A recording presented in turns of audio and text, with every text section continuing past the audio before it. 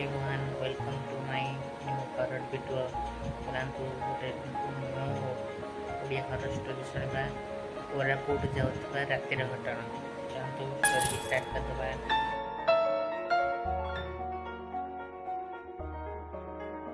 राहुल, रोहित और रोशन तीन सांग पिलादिनु एकाठी बड़ होइछंती। जेमती कि स्कूल, कॉलेज, खेलिबा बुलिबा जहाँ भी करती एकाठी करती। सौभाग्यवशतः से तीन जन सांग पाठ पढ़ा पर भुवनेश्वर सरकारी चाकरी पाइगले। एथिरे सेमानक खुशी दुई गुणा हो जाए, कारण एबे सेमानकर समय पूरा मजा मस्ती कटिबो।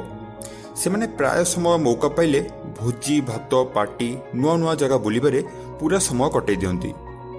थरे ऑफिस लगातार 5 दिन छुट्टी थिबारु तीन सांग योजना कले जे गोटे लंबा रास्तार गाड़ी चलै जिबे और जेउठी राति हेबो सेठी रहि जिबे। हेले कुआडे जिबे स्थिर होई पार न थाए। हठात रोहित कहला, अरे भुवनेश्वर कोरापुट गले केमती हुंदा। कथाटा भी समस्त मन को पाइला। समस्त भी हाँ कले, कारण कोरापुट होउची ओडिशार स्वर्ग। सेठी केवल समुद्र को छाड़ीदेले आ सबू पाइजिबे। स्थिर हैला आज संध्यारे बाहरिबे। रोहित किनिथिबा नुआ जीप रे सबु सरंजाम रेडी कले, जेमते कि सुखिला खाद्य, पानी, डीजेल, निजर नित्य व्यवहार्य जिनपत्र इत्यादि। कथा अनुसार समस्ते आसी रोहित घर पाखरे एकाठी हेले। सेतेबेलकु समय प्राय संध्या 5टा हेबो। सेठी किछि जलखिया करी बाहरी पड़ले कोरापुट अभिमुखे।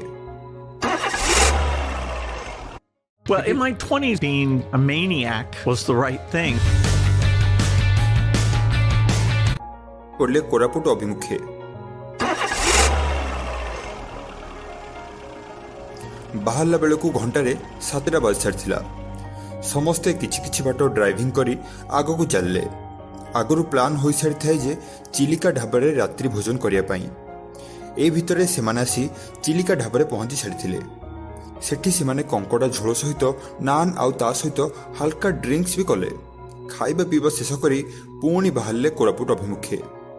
गाड़ी चिलिका अतिक्रम कर सारी थाए, किंतु हठात आकाश रे कला हांडिया मेघ घोटी आसिला। चाहू चाहू जोरे घड़घड़ी मारी वर्षा हेबार लागिला।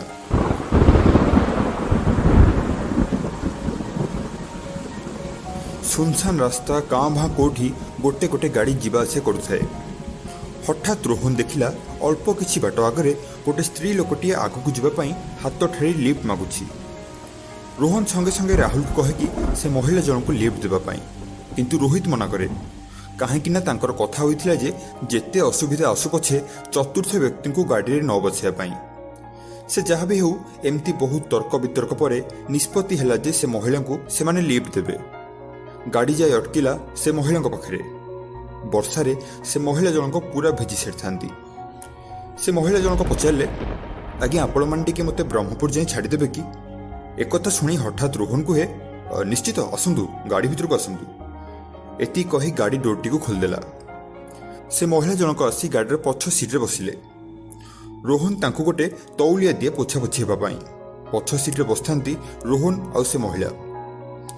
रोहन पचारला, आज्ञा आपणको नाटा कौन? महिला जनक कहले, अनामिका, अनु। रोहन पचारला, एते रातिर एकुटिया आपण एठी कौन करछंदी? महिला जनक कहले कि आम गाड़ीर दुर्घटना हो जाइथिला। दुर्भाग्यवशतः मु खाई तलको खसी पड़ली। सेठी मु अचेत होई पड़ी थाए। अल्प किछि समय पर किछि लोक आसी मो झियो और स्वामी को ब्रह्मपुर मेडिकल को नहीं गले। सेते बेलकु मो चेता फेरी आसथिला। मु जेते डाकिली केही भी सुनलेनी। बहुत कष्टरे से खाई उठिकी आसी। जहा हो आपण माने आसीगले मते बहुत साहाय्य कले। रोहन टिके द्वंद्वभरा कंठरे कहला, अच्छा आपणकर केतेबेले दुर्घटना घटिला? आपणकर तो कहीं किछि क्षत विक्षत होइनी कोठी? महिला जनक कहले, सौभाग्यवशतः मोर किछि हेइनी। आज सकाळु सकाळु ए घन कोहड़ी पाई एमती होइछि। मु जेते मना कली तांको जोरे गाड़ी चलाओनी, किंतु से मो कथा सुनलेनी। रोहन पचारला, अच्छा आपणको झियो ना कौन, आ ता बयस केते? महिला जनक एकथा शुणी उत्तर देले, अनन्या, तार बयस 6 वर्ष मात्र। शुणु, मु मो स्वामी और झील विषय पूरा कहीदे। आम घर हूँ बालेश्वर जिले में। मो स्वामी ब्रह्मपुर मेडिकल डॉक्टर अच्छा। ना हूँ डॉक्टर विजय पाणी, मेडिसिन स्पेशलिस्ट। हाँ, ये जो कंढेटी देखुं ये हूँ अनन्यार कंढे। ଆକୁ ଅନନ୍ୟା ବହୁତ ଭଲ ପାଏ। ସେ ୟାକୁ ବହୁତ ଖୋଜୁଥିବ। ଆମେ 4 ଦିନ ତଳେ ଘରକୁ ଯାଇଥିଲୁ। ଆଜି ସକାଳୁ ଭୁବନେଶ୍ୱରରୁ ଫେରିଲୁ, କିନ୍ତୁ ହଠାତ୍ ସେ ଦୁର୍ଘଟଣାକୁ ସାମ୍ନା କଲୁ। ମୁଁ ଦିନ ସାରା କିଛି ଖାଇନି କି ପିଇନି। ଦୟାକରି କିଛି ଦେବେ ମୋତେ ଖାଇବା ପାଇଁ। ଏକଥା ଶୁଣି ରୋହନ ସେ ମହିଳାଙ୍କୁ ବିସ୍କୁଟ ଆଉ ପାଣି ଦିଏ। ଏ ଭିତରେ ସେମାନେ ବ୍ରହ୍ମପୁର ବାଇପାସ୍ ହୋଇସାରିଥାନ୍ତି। ରାତି ସେତେବେଳକୁ ପାଖାପାଖି 12ଟା ହେବ। ମାନବିକତା ଦୃଷ୍ଟିରୁ ସେମାନେ ସେ ମହିଳା ଜଣଙ୍କୁ ନେଇ ବ୍ରହ୍ମପୁର ମେଡିକାଲ ପାଖରେ ଛାଡ଼ି ଦିଅନ୍ତି। ଆଉ ନିଷ୍ପତ୍ତି ନିଅନ୍ତି କି ରାତିରେ ସେ ବ୍ରହ୍ମପୁରରେ କଟେଇ ସକାଳୁ ପୁଣି କୋରାପୁଟ ବାହାରିବେ। ମେଡିକାଲ ପାଖେ ଓହ୍ଲାଇ ସାରିଲା ପରେ ସେ ମହିଳା ଜଣକ କହିଲେ, ଆପଣମାନେ ଏତେ ତ ସାହାଯ୍ୟ କଲେଣି, ଆଉ ଟିକେ ସାହାଯ୍ୟ ଯଦି କରିଦିଅନ୍ତେ ବହୁତ ଭଲ ହୁଅନ୍ତା। ରୋହନ କହିଲା, ଆଚ୍ଛା ହଉ ଠିକ୍ ଅଛି, କୁହନ୍ତୁ ଆଉ କ'ଣ ଆପଣଙ୍କ ସାହାଯ୍ୟ କରିପାରିବୁ ଆମେ। ମହିଳା ଜଣକ କହିଲେ କି ଦୟାକରି ଏ କଣ୍ଢେଇଟିକୁ ନେଇ ମୋ ଝିଅଟିକୁ ଦେଇ ଆସନ୍ତୁ। ମୋ ଡ୍ରେସ୍ ଓ ଦେହ ପୁରା ଭିଜି ସାରିଛି। କେମିତି ଯିବି, ସେଠି ମୋତେ ସବୁ ଚିହ୍ନିଛନ୍ତି, ଜଣେ ଡାକ୍ତରଙ୍କ ସ୍ତ୍ରୀ ଯେହେତୁ। ଏ ଭିତରେ ମୁଁ ଯାଇ କ୍ୱାର୍ଟରରୁ ଡ୍ରେସ୍ ବଦଳିକି ଆସିଯାଇଥିବି। ଏତିକି କହି କଣ୍ଢେଇଟିକୁ ରୋହନ ହାତକୁ ବଢ଼େଇ ଦେଇ ସେ ମହିଳା ଜଣକ ସେଠୁ ଚାଲିଗଲେ। ରୋହନ ସେ କଣ୍ଢେଇଟିକୁ ଧରି ମେଡିକାଲ ଭିତରକୁ ଗଲା। ହେଲେ କେଉଁ ୱାର୍ଡ କେତେ ନମ୍ବର ବେଡ୍ ସେ କିଛି ଜାଣିନଥିଲା। ସେ ମହିଳା ଜଣକ ବି ସେ ବିଷୟରେ କିଛି କହିନଥିଲେ। ତେଣୁ ବାଧ୍ୟ ହୋଇ ଗେଟ୍ ପାଖରେ ଥିବା ସିକ୍ୟୁରିଟି ଗାର୍ଡକୁ ଡକ୍ଟର ବିଜୟ ପାଣିଙ୍କ ବିଷୟରେ ପଚାରିଲା। ରୋହନ ସେ ସିକ୍ୟୁରିଟି ଗାର୍ଡକୁ ପଚାରିଲା, ଆଜ୍ଞା ଡକ୍ଟର ବିଜୟ କେତେ ନମ୍ବର ବେଡ୍ରେ ଅଛନ୍ତି? କିନ୍ତୁ ସିକ୍ୟୁରିଟି ଗାର୍ଡ କହେ କି ସେ ଆଜିକୁ 2 ଦିନ ହେଲାଣି ଡିସଚାର୍ଜ ହୋଇ ଘରେ ଅଛନ୍ତି। ଏସବୁ ଶୁଣି ରୋହନ ଆଶ୍ଚର୍ଯ୍ୟ ହୋଇଗଲା, କାରଣ ସେ ମହିଳା ଜଣକ କହିଥିଲେ କି ଆଜି ସକାଳେ ଦୁର୍ଘଟଣା ହୋଇଛି, କିନ୍ତୁ ଏ ତ କହୁଛି 2 ଦିନ ହେଲାଣି ଡିସଚାର୍ଜ ହୋଇ ଘରେ ଅଛନ୍ତି। ମନରେ ସନ୍ଦେହ ହେବାରୁ ସେ 3 ଜଣ ଗାଡ଼ି ଧରି ବାହାରିଲେ ଡକ୍ଟର ବିଜୟଙ୍କ ଘରକୁ। ମାତ୍ର 5 ମିନିଟ୍ ଡ୍ରାଇଭିଂ ପରେ ସେମାନେ ଡକ୍ଟର ବିଜୟଙ୍କ ଘରେ ପହଞ୍ଚିଗଲେ ଓ ଯାଇ ଡକ୍ଟର ବିଜୟଙ୍କ କଲିଂ ବେଲ୍ ବଜାଇଲେ। ତାଙ୍କ ଘର ଚାକର ଆସି ଡୋର ଖୋଲିଲା ଆଉ କହିଲା କି ବାବୁଙ୍କ ଦେହ ଖରାପ ଅଛି, ସେ ରୋଗୀ ଦେଖିପାରିବେନି। ରୋହନ କହିଲା, ଦୟାକରି ଟିକେ କବାଟ ଖୋଲନ୍ତୁ। ସାର୍ଙ୍କ ସ୍ତ୍ରୀକୁ ଆଣି ଆମେ ଏବେ ଏଠି ଛାଡ଼ିଲୁ, ତାଙ୍କ ସହ ଟିକେ ଅର୍ଜେଣ୍ଟ ଏବେ ଦେଖା କରିବାର ଅଛି।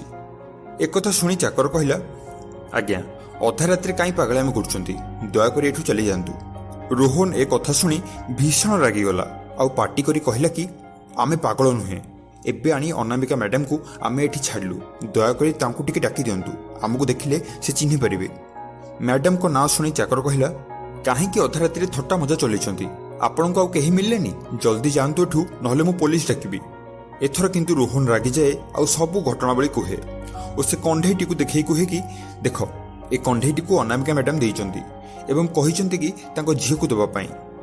ଆମେ ଯାଇ ଡାକ୍ତରଖାନାରେ ବୁଝିଲା ପରେ ଜାଣିବାକୁ ପାଇଲୁ ଯେ ସେମାନେ ଘରକୁ ଡିସଚାର୍ଜ ହୋଇସାରିଲେଣି, ତେଣୁ ସେଇଠୁ ବୁଝିକି ଆମେ ଏଠିକି ଆସିଲୁ। ଏତେ ସବୁ ଶୁଣିବା ପରେ ସେ ଚାକରର ଟିକେ ବିଶ୍ୱାସ ହେବାରୁ ସେମାନଙ୍କୁ ଘରକୁ ଡାକିଲା ଆଉ ଡାକ୍ତରଙ୍କ ସହିତ ଦେଖା କରାଇଲା ଓ ଅନନ୍ୟାକୁ ବି ଦେଖାଇଲା।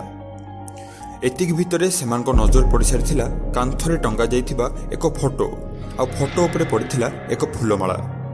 ସେ ଫଟୋଟି ଅନ୍ୟ କାହାର ନଥିଲା, ବରଂ ସେ ଫଟୋଟି ଥିଲା ସେ ମହିଳାଙ୍କର, ଯାହାକୁ ସେମାନେ ଆଣି ମେଡିକାଲଟି ଛାଡ଼ିଥିଲେ।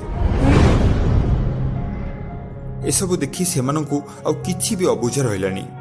ଡାକ୍ତରବାବୁ ସେମାନଙ୍କୁ ପ୍ରକୃତ ଘଟଣା ବିଷୟରେ ସବୁ କିଛି କହିଲେ। ସେସବୁ ଶୁଣିସାରିଲା ପରେ ସେ 3 ଜଣ ସାଙ୍ଗ ପୁରା ଆଶ୍ଚର୍ଯ୍ୟଚକିତ ହୋଇସାରିଥାନ୍ତି। ଏ ଭିତରେ ଚାକର 4 କପ୍ ଚା ଆଣି ସମସ୍ତଙ୍କୁ ଦିଏ। ସେତେବେଳକୁ ସମୟ ପ୍ରାୟ ରାତି 3ଟା ହେବ। ରୋହନ କଣ୍ଢେଇଟିକୁ ନେଇ ଅନନ୍ୟା ମୁଣ୍ଡ ପାଖରେ ରଖିଦିଏ। ସକାଳୁ ସକାଳୁ ସେମାନେ ଆଉ କୋରାପୁଟ ନ ଯାଇ ଘରକୁ ଫେରି ଆସନ୍ତି। ଏମିତି ଗୋଟେ ଅଦ୍ଭୁତ ଘଟଣା ସେମାନଙ୍କ ଜୀବନଶୈଳୀକୁ ପୁରା ବଦଳାଇ ଦିଏ। ଏପଟେ ଡାକ୍ତରବାବୁ ବି ଆଶ୍ଚର୍ଯ୍ୟ ହୁଅନ୍ତି ଅନାମିକାର ମରିବା ପରେ ବି ଝିଅ ପ୍ରତି ଥିବା ମମତାକୁ ଦେଖି, ଓ ସେ କଣ୍ଢେଇଟିକୁ ଧରି ବହୁତ ଜୋରରେ କାନ୍ଦିବାକୁ ଲାଗନ୍ତି ତାଙ୍କ ଅନାମିକାକୁ ମନେ ପକାଇ। ଯଦି এই ଷ୍ଟୋରି ଭିଡ଼ିଓଟା ଭଲ ଲାଗିଲା ତ ଲାଇକ୍ ସବସ୍କ୍ରାଇବ୍ କରିବାକୁ ଜମା ଭୁଲିବାନି। ପୁଣି ନୂଆ ଭିଡ଼ିଓ ନେଇକି ପୁଣି ଆସିବୁ। ଲାଇକ୍ ସବସ୍କ୍ରାଇବ୍ କରିବାକୁ ଜମା ଭୁଲିବାନି, ଆଉ ବେଲ୍ ଆଇକନ୍ ଦେବାକୁ ଜମା ଭୁଲିବାନି। Bye, take care.